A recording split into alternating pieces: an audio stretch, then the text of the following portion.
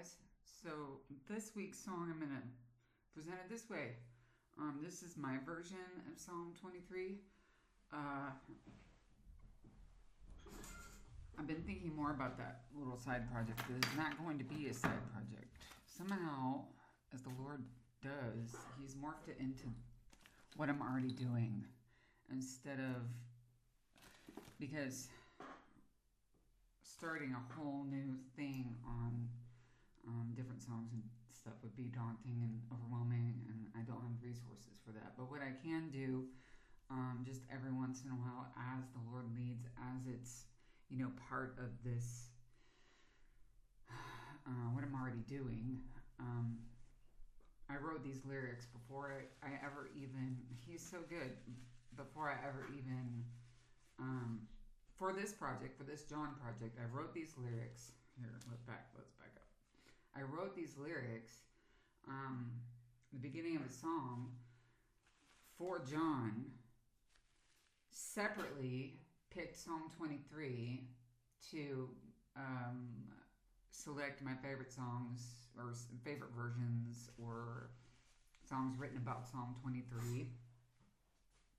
Did it, went back to this weekly song thing that I'm doing for John, sorry, shaking, and discovered that this had elements of Psalm 23.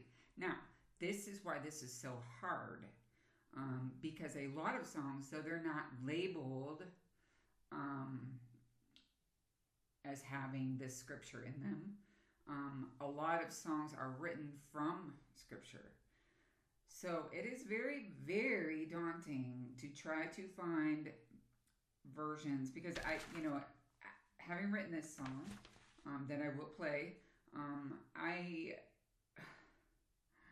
wouldn't call it Psalm 23. I would refer maybe to it in like a description, but I would not name it a song of Psalm 23. So that was a tip of the iceberg, that video on Psalm 23, because I am sure that a lot more songs are written from those truths. And so, yeah, it's going to be, you would really miss the mark if you thought this was all what's the word, comprehensive lineup of Psalm 23. It definitely was not. So, regrouping and thinking about it, I thought, okay, as I'm going along, as I'm doing this John thing, as I'm writing songs for John that was going to stay, I'll maybe branch out and line up a few songs sort of of the same theme or however God leads. I thought, maybe, but not start a new channel. Does that make sense? I'm not going to start a new channel. I'm not going to start a new thing. I don't have the time for that. I'm just going to sort of share, as it goes per subject matter. So I think that is a more manageable place to put that. And I thought, yeah, this could work. So we'll see. Today, I'm going to bring up a topic that I have really struggled with. I can relate to Martha and Mary, all the way down to the marrow of my bones. All the way down.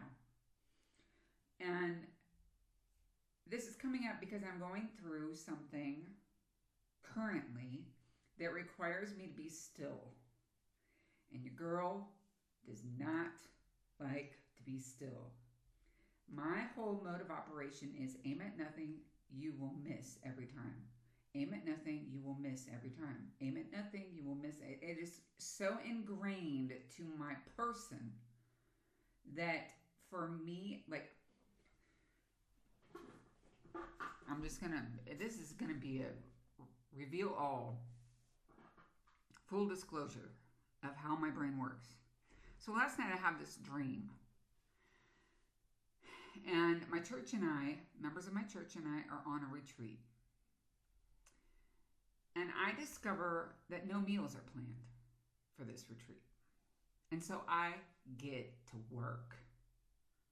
Martha gets to work. We got to feed these people. I send out my mom, for some reason, she was there, grocery shopping. You need to get this, this, this, and this. I have a list. I am busy getting this food together. And I look over, and somebody is roasting fishes. Fishes? Does that bring anything to mind? Feeding of the 5,000. Jesus is not stressing. He has fishes and bread, disperses them to 5,000 people. No one's stressed. No one is stressed except for the disciples. So in this dream, it dawns upon me that I took on a problem I was not assigned to solve. Now, whether or not that is coming from pride or the need to feel busy all the time, the need to feel like I'm contributing something, the need to see things organized and a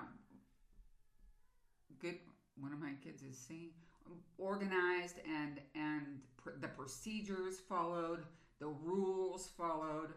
Who was big on rules were the Pharisees. But the thing about rules is that they miss the mark. The thing about rules is that they do not, and I'm getting somewhere with this, and it sounds like a rabbit trail, but it isn't. The thing about order and the rules that I apply to maintain this order, like institutions do it, schools do it. We have these few rules. Christian schools love them. We have these rules to maintain order in our little microculture. This is what we do. But they have no power to sanctify. They have no power to save. Galatians. Doesn't matter how many rules we keep up. If by keeping up the rules we think we are attaining something, Paul would have something to say about that. What good is Christ if you think this is going to somehow clean you? It's not going to clean you. So here's where I'm going with that. As I think about Martha and how I so identify with her and how I totally missed it in my dream, this was not a problem God had given me to solve. I made it up. Imagine Martha, she's in the kitchen. She has made up an assignment. It's so ingrained in her to cook, to supply food to the people around her that she didn't think of doing anything else, and she got mad at Mary because it was so innate. Like I said, this is from my bones. I grew up in a house, and please mark this down as fact. As fact. I grew up in a house you could visit at any time, and it was always immaculate. Unless we were cleaning it, unless it was a Saturday and we're working on the car, I am not kidding. Immaculate. My mom is the doer of all doers. She can take apart a car and put it back together again. Really? That was my grandfather's MO. He was like, you want to drive? Put it together. She worked full time and she kept that house immaculate. I don't know how. I have not reached that level here.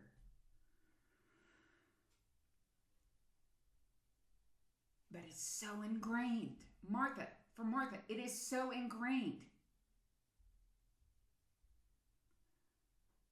She and I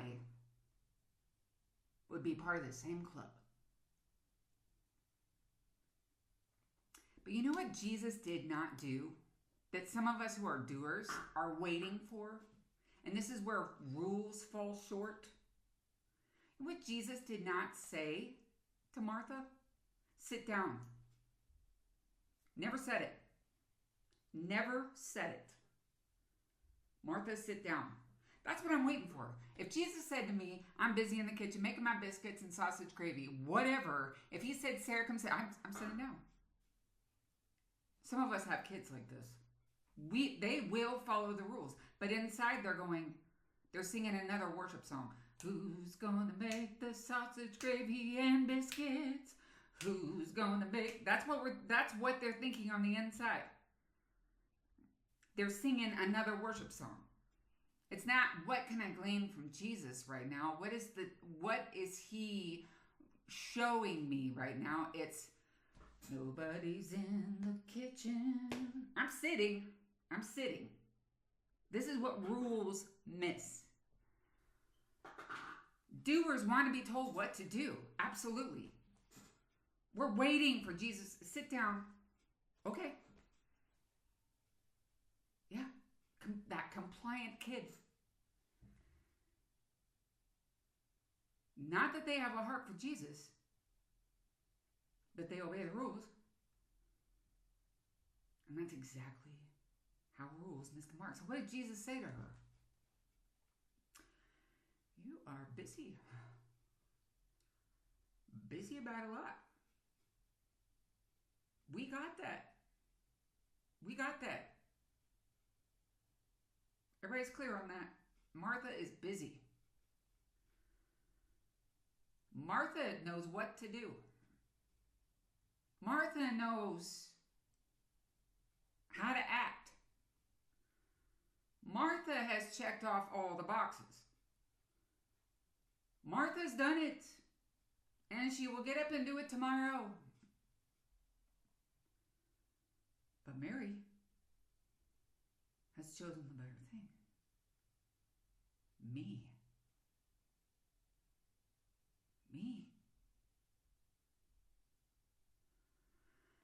So that's what my song is about.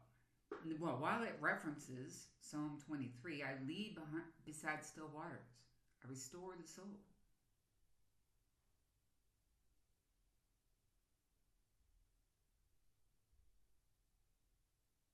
No longer do I have to identify by the things that I do or don't do.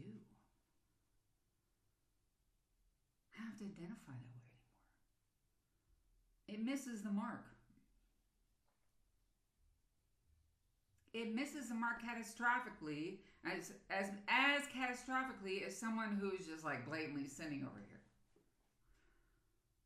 Yeah, missed the mark. We all know that. We all know that Fred over here, drunk every night, is missing the mark.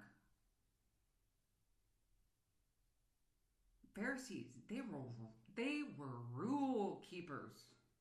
Were they not? Rule keepers. Did they totally miss it? Absolutely. We no longer have to identify by what we do or don't do. In fact, we can be identifying by those things in the church and have no heart for Jesus. We've learned it. It's been ingrained. This is what you do if you're a good person. Jesus came to say, well, it's not what you do. It's what I did. And it's finished.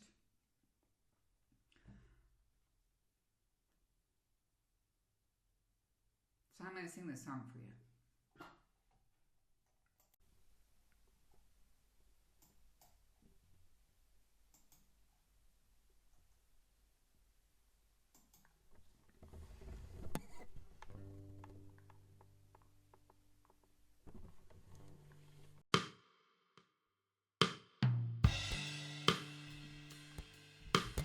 I'm leading now, but I won't show anyone to see. Lead me to the cool, clear water. You know it's only mine. telling me I got something to feel. The feeling's gonna happen. There's only one place it will be. In the tall green grasses of yore, where you stood down to feed my praises belong to you. Not the vein I know passing through. They got no power to save, no power to love, and no power to forget. No eyes to see what's in my heart and offer me peace with it. So my highest praises and my greatest affection, my total devotion belongs to you, belongs to you. My total devotion belongs to you,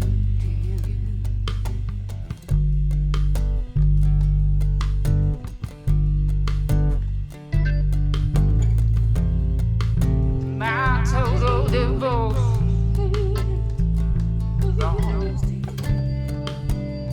So lead me beside still waters, the righteousness guard my soul. And when the enemy strikes, fears arise. Oh, your waters are still.